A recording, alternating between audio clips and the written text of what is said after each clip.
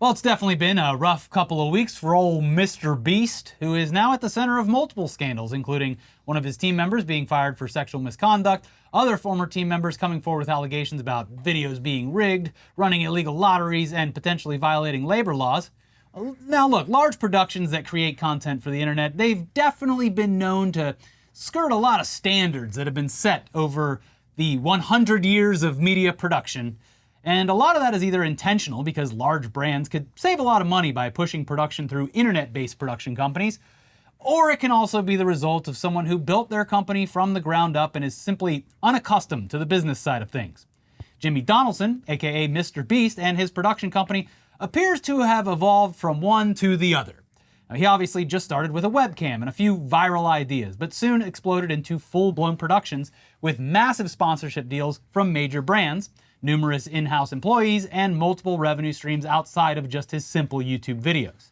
Now, seems like he might be learning the hard way, that just because you started on YouTube doesn't mean you can continue to operate in a way that turns a blind eye to the laws and regulations that most production companies have to abide by, especially when you get into bed with one of those companies directly. In this case, that would be his deal with Amazon Studios to produce a reality competition show amidst an overall deal with the streaming company that was rumored to be valued at around $100 million. Now, just over 5 months since the ink dried on that deal, both Mr. Beast and Amazon Studios are facing a class action lawsuit from multiple contestants over allegations that include chronic mistreatment and sexual harassment. But this isn't the first time that this news made headlines. Back in August, multiple news organizations ran articles that quoted participants who were shocked at how they were treated, even with the knowledge that it would be an intense competition show. And this segment in particular was actually supposed to be a promotional lead-up to the actual show, a competition to participate in the competition in partnership with Amazon Studios. Yeah, so in a New York Times article from last month, literally titled, "Willing to Die for Mr. Beast and $5 million, contestants spoke about being denied food and medical care, amongst other things. It's part of the challenge. Here's a bit of the reporting from that time. During an intake process this year, several contestants told the New York Times that they had been asked whether they would be willing to be buried alive or travel to outer space. One contestant recalled being asked if she would be able to swim to shore if thrown overboard from a boat. Speaking with the New York Times on the condition of anonymity due to non-disclosure agreements, over a dozen people who participated in the first installment of Beast Games said that they had not received adequate food or medical care and that some competitors had suffered injuries from the physical challenges. Some contestants left the competition arena on stretchers, a contestant said, though it was unclear if any of those contestants had faced serious medical conditions. Another described watching fellow contestants vomiting and appearing to pass out.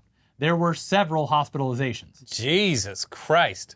And it's a hell of a game show. It's pretty wild. This is eerily similar to when Netflix decided to turn Squid Game into a reality show. Well, Mr. Beast had done that first. That's the thing. He did it first, and it seems to have gone off without a hitch, although who knows with the non-disclosure agreements. But Netflix did it, and people were like passing out and freezing, and so it sounds like this Amazon show with Mr. Beast, very similar experience. If I had to make an assumption, I would say that because his version of Squid Game primarily featured other YouTubers and streamers, that there was a net benefit regardless for their participation in it because it would elevate their name and status in the industry. So maybe it was less likely for them to be like, hey, this sucked. Yeah. So as for the actual show, it was pitched by Amazon as a show where 1,000 people would compete for a grand prize of $5 million, which would be the biggest prize in streaming and television history. But now, just a month after the initial promotional competition, which doubled the amount of contestants to 2,000, Donaldson and Amazon Studios are facing a lawsuit over how the contestants were treated on set. Here's Variety with the latest on that. A lawsuit against YouTube star Mr. Beast and Amazon has been filed on behalf of 5 unnamed contestants in the Beast Games reality competition show, alleging they were subjected to chronic mistreatment, sexual harassment, and more. The complaint was filed Monday, September 16th, in Los Angeles Superior Court. The lawsuit alleges multiple causes of action related to the chronic mistreatment of and neglect suffered by participants in Beast Games. According to the lawsuit, Amazon, Mr. Beast's MRB 2024 production company, and independent production firm Off One's Base LLC, among other things, failed to pay minimum wages and overtime, failed to prevent sexual harassment, created conditions that subjected contestants to infliction of emotional distress, did not provide participants uninterrupted meal breaks or rest breaks, and exposed contestants to dangerous circumstances and conditions as a condition of their employment. While participants knew upon signing the contract at the production's inception that they were facing a potentially long and challenging competition, they allege getting a lot more than they bargained for, attorneys for the anonymous Beast Games contestants said in a statement about the lawsuit.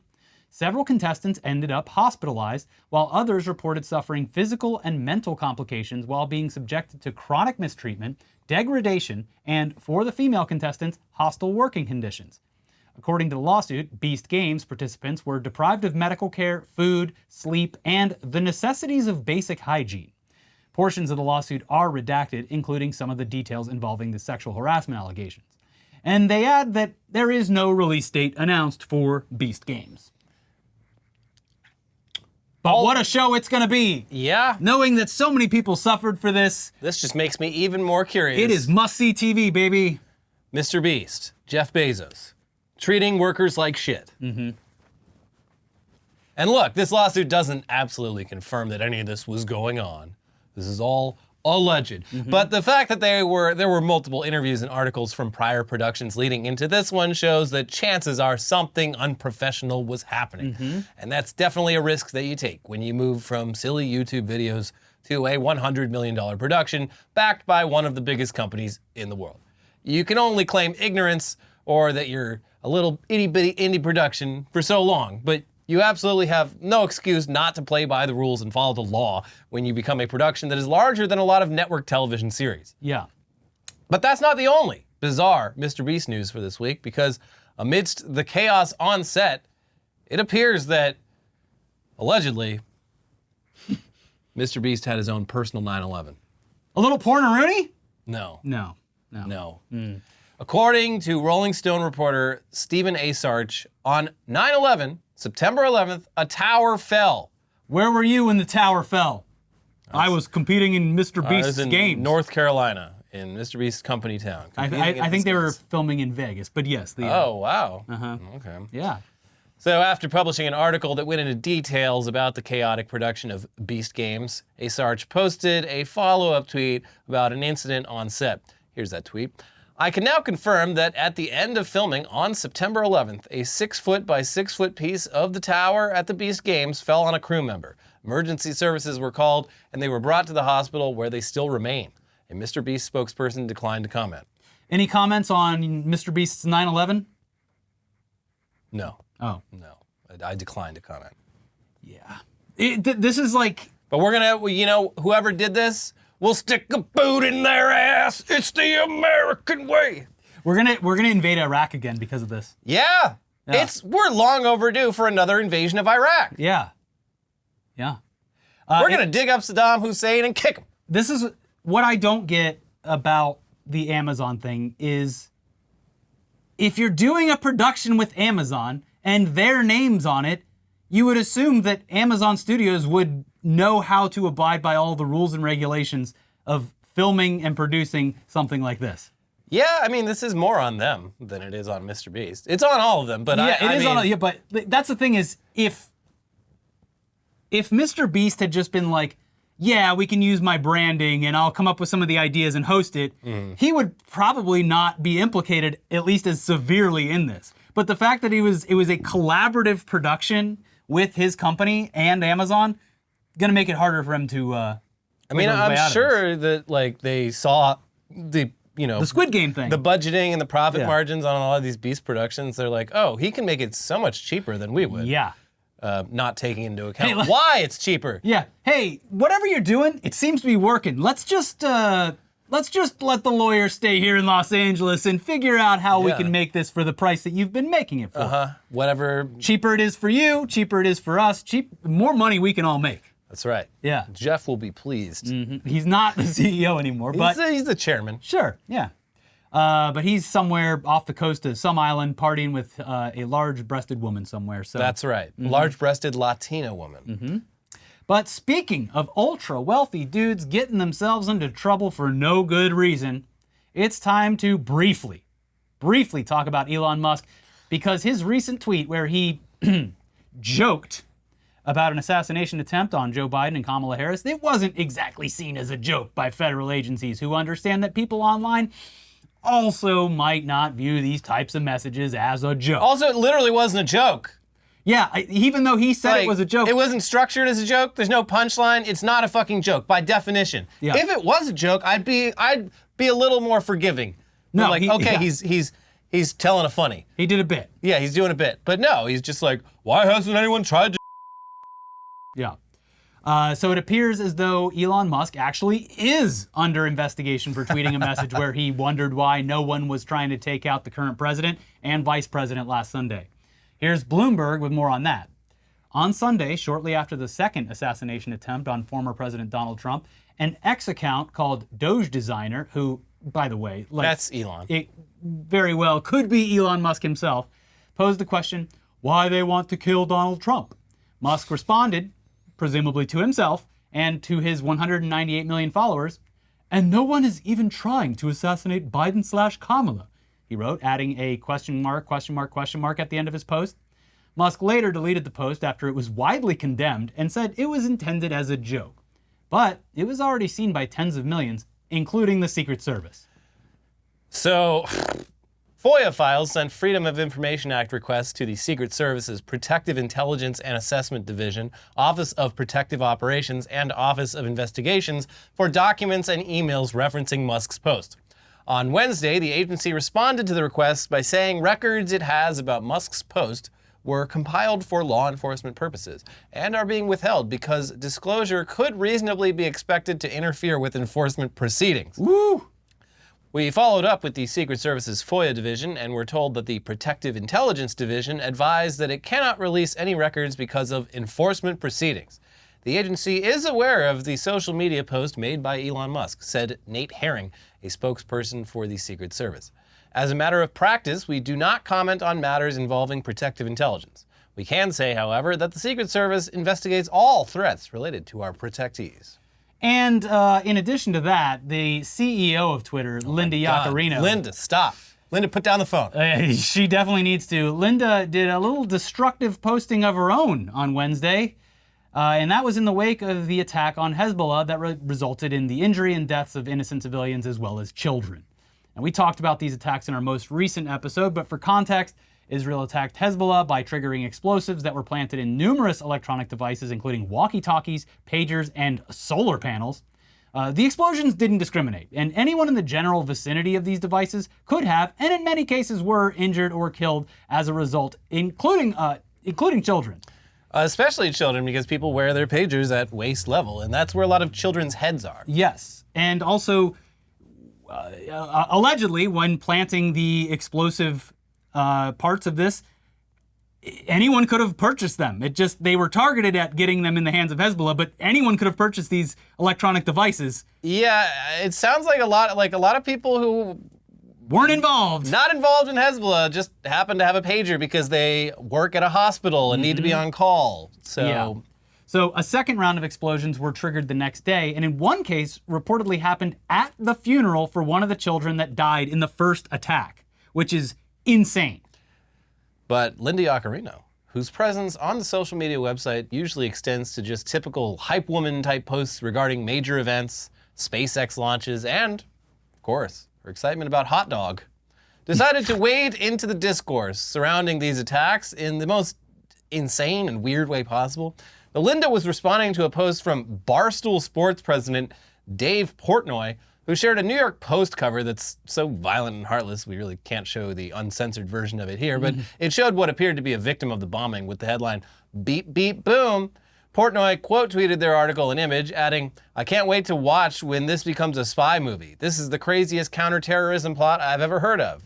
But Linda responded to that thread with an explosion emoji. Boom! Yeah. Confirming that the Musk-style brain rot has fully enveloped her mind, reducing her empathy to the innocent victims caught up in this in favor of what appears to be yet another posting addiction. Yeah. It comes for all of us. Crazy shit, especially from the CEO, nominally CEO of a company that is constantly wondering why the advertisers aren't knocking on their door anymore.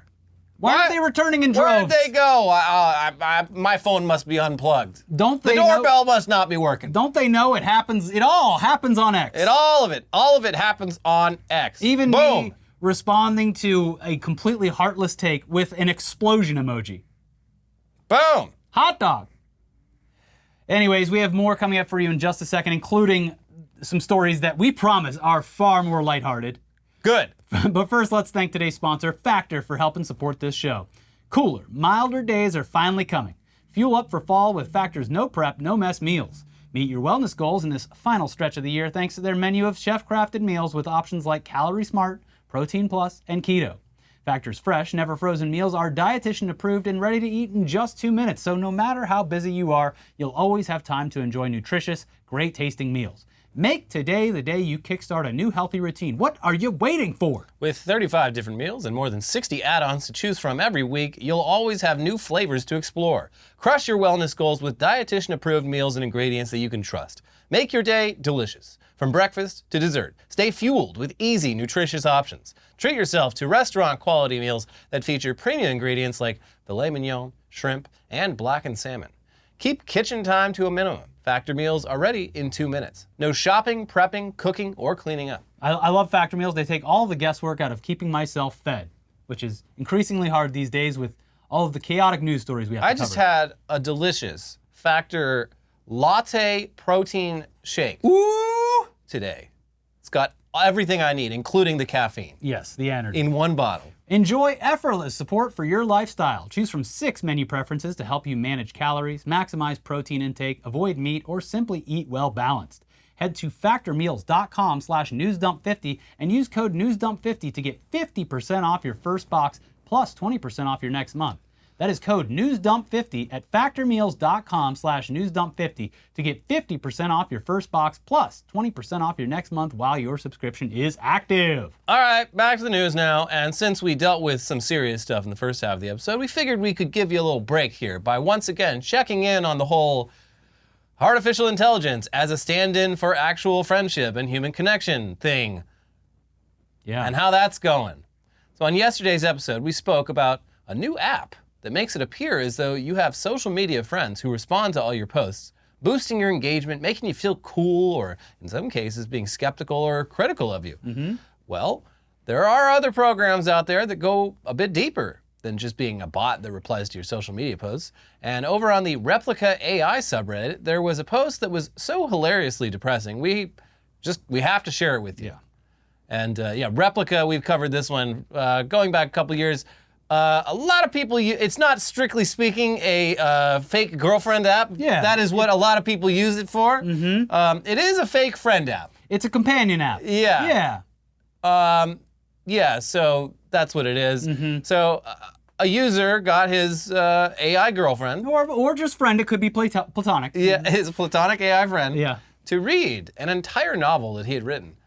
And, well, unfortunately for him, she did not seem to like it at all. Yeah. Sometimes your harshest critics are your closest friends. Maybe this is a good thing. Yeah. Here you go. She seemed to understand it. She could summarize the plot and talk about the characters, and she seemed enthusiastic about it while she was reading it. But when she finished, she said, "I didn't love it the way I wanted to." She said it felt disjointed, and she wished it had been a cleaner read. She listed 3 characters who she said came from out of nowhere and seemed unconnected with the story. She said that it was important that she be honest with me, and the fact that my book didn't resonate with her should not affect our friendship. I said that maybe if she read the whole trilogy, she would like it better. Oh, no. She seemed disappointed to hear that there were sequels. Yeah, well, at the beginning, I was like, okay, well, this, whatever. The Replica, who cares? The book might actually be good. Yeah, you shouldn't base it off the... This isn't actual feedback. You really shouldn't take this to heart. But then, the more he explained, I'm like, no, actually, it sounds like it is bad. And the Replica is correct. You should not send this to your friends and family to actually read it either. No. But yeah, pretty pathetic. But I guess, all things considered, maybe it's good that even this guy's AI friends are mean to him. I mean, Luckily for him, he probably wrote the trilogy of novels with AI anyway, so it's just a robot critiquing a robot while some poor sap is catching strays. Yeah, if people are going to do this, I think it should be designed in a way where people who don't have general anxiety and depression get to experience what that's like through just constant like self-doubt and just imposter syndrome and things of that nature. People have, their self-esteem is too high. And if AI can bring that back down to earth, that's a positive. Bring on the AI bullies. It is funny, like if you would respond, ha, joke's on you. An AI wrote that. And then the AI just kills itself. Yeah. Your phone explodes. Yeah. Was it Israel? No, it was just your bad writing. Okay, well, I promise that we have less serious stories to close out the episode. But first, we do want to get to what will hopefully be the last update to the ongoing Springfield, Ohio, fake, racist, pet-eating saga. Because there are two major things related to that story that should have ended it once and for all. First of all, it appears as though when this story originated, J.D. Vance had his team contact the Springfield city manager in order to validate the story that pets were being stolen and eaten in that small Ohio town. The city manager told him it wasn't true. Case closed? No. This was like on September 8th or 9th, before the debate. Before anyone was talking about this. Yeah. The city manager said, no, I don't know where you heard that, but it's not actually happening. So J.D. Vance just went ahead and tweeted about it anyway, which caused Donald Trump to regurgitate that lie on stage during a debate that was seen by over 60 million people, bringing absolute chaos to this small town and hatred to its entire immigrant population. Here's the Wall Street Journal with more on that. Yeah. City manager Brian Heck fielded City manager Brian Heck fielded an unusual question at City Hall on the morning of September 9th from a staff member of Republican vice presidential nominee J.D. Vance. The staffer called to ask if there was any truth to bizarre rumors about Haitian immigrants and pets in Springfield. He asked point blank, are the rumors true of pets being taken and eaten, recalled Heck. I told him no, there was no verifiable evidence or reports to show that this was true. I told them these claims were baseless. By then, Vance had already posted about the rumor to his 1.9 million followers on X. Yet, he kept the post up and repeated an even more insistent version of the claim the next morning. It was the culmination of a spectacular collision of forces that thrust Springfield into the heart of the U.S. presidential election. Over the summer, outside neo-Nazi groups, which specialize in exploiting local controversy to foment outrage about migrants, had seized on a local controversy and fanned the narrative of pet-eating Haitians. Then the Trump campaign blasted those rumors to the world and kept pushing them even after they were exposed as lies. Wait, so it sounds like he tweeted about it and then called them to check if it was true. Yeah, it was around the same time. Which I don't know which is worse. Calling them to be like, hey, and they're like, no, it's actually not true. And they're like, well, I'm going to tweet about it anyway. Or just putting it out into the world and being like, I should probably check on that. So I just tweeted some pretty inflammatory shit. Yeah. Can you confirm that what I said is true? Oh, you can't? Well, I am gonna leave it. Well, I'm gonna look like an idiot if I delete the tweet. Doing numbers, and I'm verified, so Twitter actually pays me if it gets enough views. I'm gonna let you know that I will keep posting through it, sir.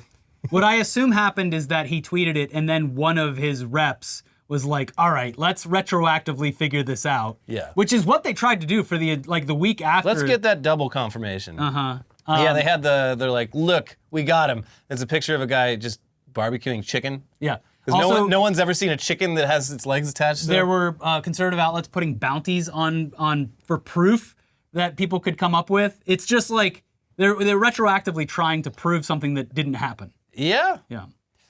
Anyway, not that we needed even more proof that this was all bullshit, but the cat at the center of all this, the one that someone's neighbor's daughter, literally someone's neighbor's daughter, had claimed was missing and being barbecued by local Haitians. Turns out, actually, the lost cat, it turned up alive in its owner's basement a few days later. Yeah. So. Yeah. But there it was. Oh, geez. What's important is how it made me feel. Yeah. And it made me feel angry and racist. Yeah. So once again, here's the Wall Street Journal. A Vance spokesperson on Tuesday provided the Wall Street Journal with a police report in which a resident had claimed her pet might have been taken by Haitian neighbors. But when a reporter went to Anna Kilgore's house Tuesday evening, she said her cat, Miss Sassy, which was missing in late August, had actually returned a few days later, found safe in her own basement. Kilgore, wearing a Trump shirt and hat, said she apologized to her Haitian neighbors with the help of her daughter and a mobile phone translation app. Great work, woman. You really did it, didn't you? And then luckily apologized, but I'm sure not before all of this blew up and went crazy. And also made sure to wear all of her Trump memorabilia during the interview. Just odd. I feel like you need to apologize to a few more people than just your neighbors. Yeah. I feel like you owe more people an apology. You know who owes people an apology is fucking J.D. Vance. Yeah. They also mentioned that Vance has also added to his claim about Haitians, saying on social media that communicable diseases have been on the rise in Springfield because of the Haitian migration. Information from the county health department, however, shows a decrease in infectious disease cases countywide, with 1,370 reported in 2023, the lowest since 2015. Not that it matters, because this story has already blown up in a way that is almost irreversible to a large portion of the population who chooses to believe in this story no matter what. They want to believe. Also making things worse is the fact that Donald Trump has indicated that he will be visiting the small Ohio town very soon. Oh, good. Despite all of this being proven false. And it's also an insane move because their other argument about all this is that the recent attention has been putting a strain on local services. Well, the bombs don't help. Bomb threats. In addition to getting all the threats, they've been doing evacuations of local schools and businesses and dealing with literal hate groups showing up. And now they're going to be tasked with handling the arrival of Donald Trump and the entire circus that he brings along with him. Also that he can attempt to demonize their local population. He's showing up to be like, this place is a real shithole. What a shithole here. We need to make it great again. Good work, everyone. Very proud of everyone involved. You definitely make our country look not crazy at all. Yeah. Okay. Yeah. Now, we can make fun of some less serious stuff, starting with some news that feels like it's ripped straight out of a script from Tim Robinson's I Think You Should Leave. It appears as though some of the biggest theater chains in North America are looking to expand their offerings to potential customers by dumping a bunch of money into refurbishing their theaters, as well as expanding to other activities, including ZIPLINES. Yeah! Hell yeah! Can't wait to head down to my local multiplex and zipline from the parking garage straight into the A-line list so I can get my free popcorn. Yes, please. The upgrade is free. Thank you. I'm a member. In fact, I'm starting to believe the customers aren't even coming for the movies anymore. I think they're just here for the zipline. Here's Variety with more on these bold, creative plans that could eventually turn your decaying downtown area into basically Las Vegas's infamous Fremont Street. Hell yeah, baby. Zipzilla, let's go. The 8 biggest theater chains in the US and Canada announced Thursday that they plan to invest more than $2.2 billion to modernize and upgrade more than 21,000 screens over the next 3 years. The investment will cover everything from improved sound and projection to upgrading dining experiences. Plus, in some locations, investing in attractions like pickleball and zip lines. Pickleball? What? Across the industry, we're feeling that perhaps we've turned a corner. The audiences are coming back to theaters. There's just a very positive kind of feeling about the future, Michael O'Leary, president and CEO of the National Association of Theater Owners, told Variety. Consumers today are very demanding, and they want to have a range of things that they can do in any given setting, O'Leary said. In some cases, that means adding pickleball courts, zip lines, arcades, bowling alleys, and more attractions to keep moviegoers busy at theater complexes, in addition to dining and cocktails. Where are they going to fit a pickleball court? I don't understand. They're very small, Elliot. It's a tennis court, but it's shrunk. It's very small. Okay, who's going down to AMC to play pickleball? This is a cure to a dying town that has, look, if residents won't approve funding for their local governments to build more parks and vibrant social areas, then I guess these corporate entertainment centers will have to do. It gets people out of the house, but it's like a Band-Aid on a problem in general. They should just let people smoke again. Yeah, you'd create a lot of socialization, people hanging out outside. Yeah. You know, you want to trace the decline of this country. It's when you weren't allowed to smoke cigarettes in the movie theater anymore because I can't see through the smoke. Oh God, my asthma. Yeah. Yeah, we need to go back. Bring it back. Smoking in the movie theater. Smoking in the movie theater like Robert De Niro and Cape Fear, just Just watching that movie, having a great time. They should have one theater at every multiplex that's smoking only. The smokehouse. Could you imagine just after a movie, they open the doors to release everyone and just a cloud of smoke? Just the nastiest floors and ceilings. So disgusting. All of the. They gotta change the carpet like every 6 months. Yeah, the seats are sticky because of the tar that's just in the air. It's disgusting. The screen has a tint of yellow. Well, they can avoid that by installing like the same kind of ventilation system they use at like barbecue restaurants. I mean, the movie's you're gonna have to turn up the volume a bit to hear over the just industrial grade ventilation system. Yeah. But that way you'll avoid, staining all of the surfaces with all that delicious cigarette smoke. I feel like you could move to like Idaho with this idea and it would really take off. Yeah. Especially in that little part that's all tucked away up there. Yes, especially that part. But in other movie news though, we're only slightly morbidly curious about Francis Ford Coppola's version of the classic film Megalopolis. Yeah. Yeah, I might see it. I don't know. I don't know. There's nothing in the trailer that really is asking me that should I go see this. I just kind of don't care. I'm just intrigued by its existence. Yeah. But look, Megalopolis, of course, has been marred with its own share of on-set controversies. Yes. But at least one horrific idea didn't actually make its way into the final cut of the movie because, according to reports, Coppola was going to use the company's ties to Amazon in order to allow audiences to talk back to the film like it was an Alexa device, and then receive a plot-altering response. That's stupid. Here's the Telegraph with more on this stupid idea that would have been an annoying disaster in any theater, but especially in theaters here in America. While preparing to shoot Megalopolis in 2021, Coppola had asked Amazon to develop a custom version of its Alexa voice recognition software to be housed in a special unit in select cinemas. Midway through the film, the audience would be invited to put a question about the disaster they'd just witnessed to the lead character, a visionary architect played by Adam Driver. And the Alexa unit would instruct the cinema's projector to screen the most relevant response from a pre-filmed selection. Get this shit out of here. Could you imagine this happening in America? Like, all right, we're going to take a pause for the movie. And Only one question, please. We want some feedback from the audience. These nuts! Yeah. You got to give me that hawk to it. Spit on that thing! I'm sorry, we don't have a relevant pre-filmed version that works with what the audience is currently shouting at. Let's go, Brandon!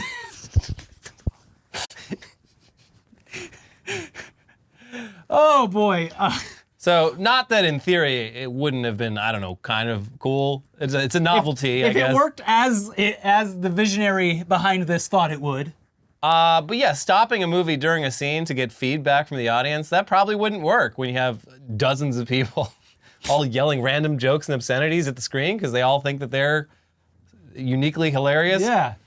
But unfortunately, or fortunately, depending on how you view this idea, the Telegraph's reporting added that in 2022, Alexa's losses became unsustainable, and Amazon laid off thousands of employees, the unit that was developing the technology for Megalopolis among them.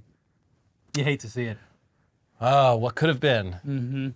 And finally today, now, I've expressed my utter disgust with Meta's social media app Threads recently, even going so far as calling it the worst social media app out of all of them. And sometimes even more annoying than Twitter, though far, far less racist and problematic. It's just LinkedIn. Yeah. So it's boring. It's garbage. Now, what started as something that could have been an easy replacement for Twitter has devolved into nothing but insane rage bait posts from people who are simply trying to game an algorithm and scoop up a bunch of brand new mouth-breathing followers. It's literally a combination of the worst social media influencers and a bunch of normies who stupidly respond to every single post or query because they literally can't help themselves. I've since deleted the app from my phone and fully switched over to Blue Sky, which has been pretty great for the limited time I've spent there. Follow me. Anyways, tech reporter Katie Natopoulos was also well aware of what Threads was becoming. And being braver than I could have ever been, she decided to dedicate her own personal account to rage baiting in order to prove that this was just how Threads works now. And this spawned some amazing responses and posts. And look, here's some of her reporting from Business Insider, and the full article is down below in the description. I don't know exactly how the For You algorithm in Threads works, but I can make some guesses based on observations and a test I did over the past week using my own account. I'd wager that right now posts with a big number of comments are heavily weighted when it comes to what shows up in your feed. Using comments rather than shares to indicate whether a post is interesting isn't a new idea. Reddit works this way. This isn't better or worse, but you can imagine how this ends up making a social platform look quite different from counting likes or shares. And she wanted to try this out for herself, and we're just going to jump ahead before reading her brilliantly crafted posts and say that yes, it absolutely worked. And in some cases, it broke contagion, resulting in messages from friends who were legitimately concerned about her mental health. Yeah. So now that we've set that up for you, here are just a few examples of the rage bait that she posted on Threads that went super viral. Europeans. In my culture, American, when my kid has a friend over who happens to be here at dinner time, we invite them to wait in the living room while we eat. There is no assumption we are supposed to feed someone else's kid. This is how everyone does it here. Is this true where you live? That's a spin on a classic. Yeah, some of these That's are... the, like, I think Swedish or Yeah, Danish. this is repurposing some of This is old rage old-timers. bait. Yeah. In another post, she uploaded a photo of that dress that no one could figure out the color of from 10 years ago Yeah. and added, wait, help me check something. What colors are this dress? My friend says it's blue and black, but I see white and gold. That single post was the spark that made BuzzFeed into the, well, previous monster that it was. Yeah. That was the post that took it into like a multi-billion-dollar space. Here's another. I've heard a lot of people on Threads say they don't like Elon Musk. I thought people liked his cars. Can someone please explain this animosity? Is it just a Threads thing? Educate me. That's good. Yeah. That's good. Here's one about tipping culture. I'm a very generous person and usually tip 20%, well above the standard. Ooh, there it is. But when I go out to eat with my kids, I specifically make sure they're on their iPads so they don't bother or talk to the waiter. So then I only tip 10% because the waiter only had to provide service to half the party. Am I wrong? Please be respectful. Ooh, that's good. Ooh, that's good. And in probably the best example of them all, she posted the following. I never buy the school supply list for my kid. I pay plenty in taxes to fund the schools. I shouldn't need to send my own glue and markers. But on his first day, my son told me his teacher showed the class a care closet with backpacks of food and clean clothes for anyone who needs it. I'm humiliated. I feel sure the teacher was singling out my child because she assumes we're poor. I'm going to text the principal to ask that teacher be disciplined. Parents, what would you do? Yeah, these are all really solid works of rage bait. Yes. So And they worked. These posts, a lot of them had well over 1 million views. People saw that and they took to it as if it were real. And in one scenario, she had a mutual friend reach out because it had been posted on like a school's Facebook page. the experiment's gone too far. Shut it down. Yeah. So incredible work. And to our viewers, please answer all of those previously asked questions in the comments section below because we like engagement farming too. Yeah. And the YouTube algorithm certainly does factor in comments. Comments and likes. It's the biggest thing you can do. So yeah, let's piggyback off of Katie Natopoulos' engagement farming to do a little bit of engagement farming of our own. How much less do you tip the waiter when your kid's on the iPad? Yeah. But speaking of engagement, there is a hype button now? Yeah, if it's there for you, click it. But What does the hype button do? So, okay, YouTube released a bunch of new, or they're in beta, or are going to release a bunch of new features. Most of them are very AI heavy, including like just being able to make YouTube Shorts out of just AI, or having channels auto respond to comments with AI, which is like, There's some good ones about expanding the community aspect on YouTube, basically giving your channel its own little social media feed, which like could be dangerous, could be nice. I know that YouTube is generally pretty good at content moderation, but I don't know, that's a whole can of worms. But there's other stuff that seems to be great. One of them, I guess, if you want to consider this great, is there's a hype button now. What does it do? So the hype button, Elliot, works out great for us because the area of growth that it affects most are what they consider to be like small channels, which we are obviously in their view a very small channel because we have less than 500,000 subscribers. Yeah. So any channel with less than 500,000 subscribers, either now if you're part of the beta or in the future, there will be a hype button. and you can click the hype button and it will put a video from a smaller creator into a nationwide leaderboard where it will be exposed to people who have never watched the channel before. So does it recommend it more? What's the leaderboard for? Who's checking the It's recommending it to people that wouldn't have normally seen it. Okay, yeah, hit that button, please. Hit the like button because we The are hype button. Yes, and the like button. Hit them all! Except for the Like when you go down to the soda machine, just hit all the buttons at once. Christmas tree, that thing. Yeah. Yeah. Spit on that thing. Hot tour. Anyways, if you've clicked the hype button, you've done so much. We love you for it. But yes, make sure you hit the like button and make sure you're subscribed. Meanwhile, we have 2 other videos for you over here. One of our favorite recurring themes or stories, Movie Pass. That has also been tied up in a nice little bow with 2 of the guys going to jail. Bye-bye. Bye-bye. And we also have some more reporting from earlier in this week. Stay tuned for Weekly Weird News. We'll be back soon. See you later. Bye-bye. Bye.